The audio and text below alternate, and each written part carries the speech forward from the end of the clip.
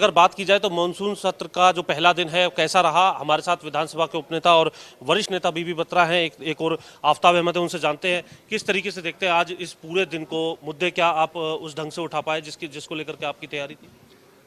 हमने हरियाणा की जनता के समक्ष जितने भी मुद्दे थे और जो हमसे उपेक्षा थी, चाहे किसानों की थी, चाहे बेरोजगारी थी, चाहे पेपर लीक की थी, चाहे कानून व्यवस्था, अन्य जितने भी कोरोना काल में जो हुआ उसके सारे हमने मुद्दे आज उठाए, हमारे साथियों ने उठाए। और हम ये कह सकते हैं कि लोकतंत्र में हमारे हक को पुलिस के माध्यम से ये सरकार जो है ना दबा सकती है, ना हम दबेंगे।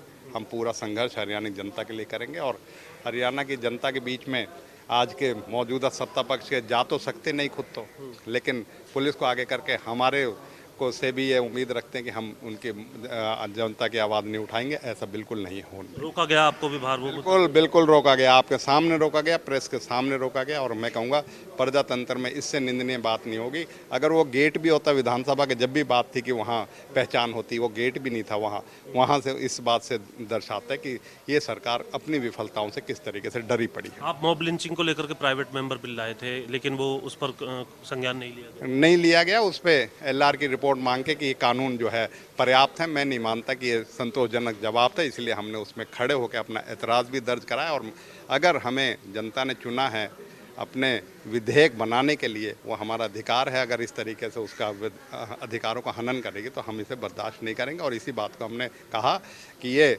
समस्या है और आपके अगर कानून रहते हुए ये एक मौजूदा कानून अगर इतने होते तो हम इसकी मांग नहीं करते। इसकी ज़रूरत थी और आगे भी रहेगी। इसलिए सुप्रीम कोर्ट ने भी ऑब्जर्व किया है कि ऐसे कानून होने चाहिए और ना उन्होंने रोका राज्य सरकारों को।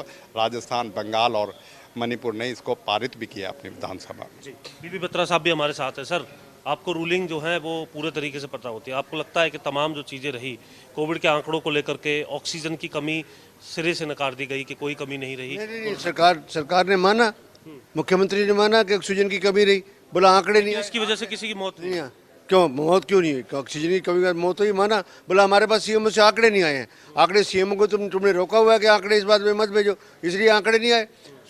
सारा विश्व जानता है, सारा हिंदुस्तान जानता है, सारा हरियाणा जानता है कि कोरोना की ऑक्सीजन की कमी से मौतें हुई, हाहाकार मच गया, प्राइवेट हॉस्पिटल में हाहाकार मच गया। सरकार सदन के पटल पे झूठ बोलती है। ठीक तरीके से चल रहा है आपको लगता है? आपने कहा कि झूठ बोलती है, क्या आपको लगता है सत्ता पक्ष ठीक से अपनी जिम्मेदारी निभा रहा है?